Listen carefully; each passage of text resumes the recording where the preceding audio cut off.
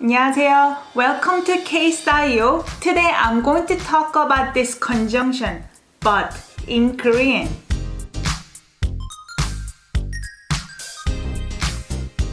If this is your first time visiting KSTYLEyo channel, welcome. My name is Inyoung. I post videos about Korean language and culture every single week on this channel. If that interests you, make sure to subscribe and hit the notification bell.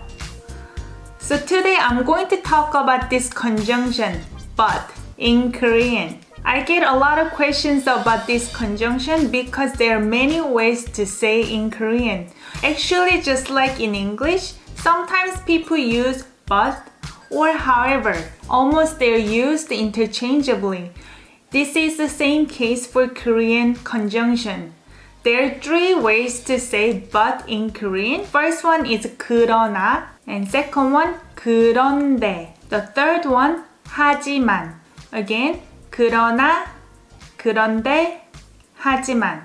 Note that all the conjunctions that I mentioned just now are used to connect sentence to sentence, which means that when you make a full complete sentence and you want to start a new sentence by adding but, that's the one that you're gonna use. I wanted to make the distinction between connecting sentences to sentences and connecting by clauses. It's because we use different words to connect different things. When you're connecting clauses, you're gonna make a sentence and not adding the period at the end, you're gonna add a comma and but. Still the lowercase. That is more like connecting clause to another clause. In that case, in Korean, we use slightly different method to apply those conjunctions. When it's 그러나 and you're connecting clause to clause, you're gonna first check if the verb ends with a consonant or a vowel. When the unconjugated verb root ends with a consonant, you're gonna use 으나. If it ends with a vowel, you're gonna use 나. For 그런데, doesn't matter what the verb root ends with, you're always gonna use 는데. And it goes the same way for 하지만. Doesn't matter if the verb root ends with a consonant or a vowel, you're gonna use 지만 after the verb root. So let's talk about some examples. First one, I slept for a while, but I'm still sleepy. Let's say we're connecting sentence to sentence. 저는 오래 잤어요. 저는 I as subject noun, 오래 for a while, 잤어요, slept. I slept for a while, period. 그러나, that is the start of the new sentence. 아직도 졸려요, still 졸리다 verb to be sleepy, still sleepy. You can replace 그러나 to 그런데 or 하지만. They are all interchangeably used. 저는 오래 잤어요.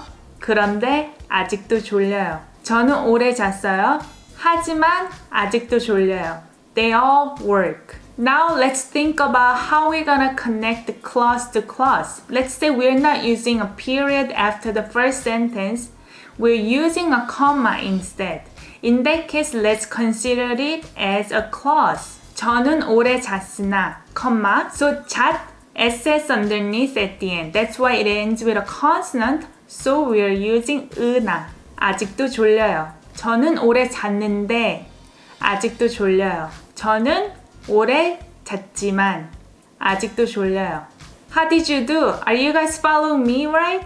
I know that this can be a little bit confusing, but I think that it's better to master one thing at a time. Even if you're learning 3 different things in this video, I just wanted to summarize how you can use 3 different ways, but master one way at a time so that it's easier for you to understand what's going on. So second example, 제 언니는 초콜릿을 좋아해요. My sister likes chocolate. 그러나 사탕은 싫어해요. 사탕은. Candy, 은 I use subject particle because I want to think of it as for the candy. Instead of chocolate, as for candy, 싫어해요. Hates. So in this case again, 그러나 can be replaced with 그런데 or 하지만. But let's say if you're connecting clause to clause. 제 언니는 초콜릿을 좋아하나. 좋아하 ends with a vowel, so I used 나. 좋아하나? 사탕은 싫어해요. 제 언니는 초콜릿을 좋아하는데 사탕은 싫어해요. 제 언니는 초콜릿을 좋아하지만 사탕은 싫어해요. It's getting easier, right? And then the third example. The friend is handsome, but he has no fashion sense. 그 친구는 잘생겼어요. 그러나, but 옷을 못 입어요. 옷 is clothes, 못 can't. 입다 verb wear. He can't wear clothes. It actually means he's not stylish. He has no fashion sense. So in this case, 그러나 can be replaced with 그런데 or 하지만. If you're connecting clause to clause by having comma, 그 친구는 잘생겼으나 옷을 못 입어요. 그 친구는 잘생겼는데 옷을 못 입어요. 그 친구는 잘생겼지만 옷을 못 입어요. I hope this is clear for you. Let's recap about what we studied today. So we have 3 different ways to interpret but in Korean. First one, 그러나. Second one, 그런데. Third one, 하지만. You need to look at 2 different scenarios. Connecting sentence to sentence. Or second one, connecting clause to clause. When you're connecting sentence to sentence, that's what you're gonna use. Literally, 그러나, 그런데, 하지만. They all interchangeably used. When you're connecting clause to clause, the rule changes a little bit. When you're using 그러나, you're gonna look at if the verb root ends with a consonant or vowel. If it ends with a consonant, you're gonna add 으나. If it ends with a vowel, add 나.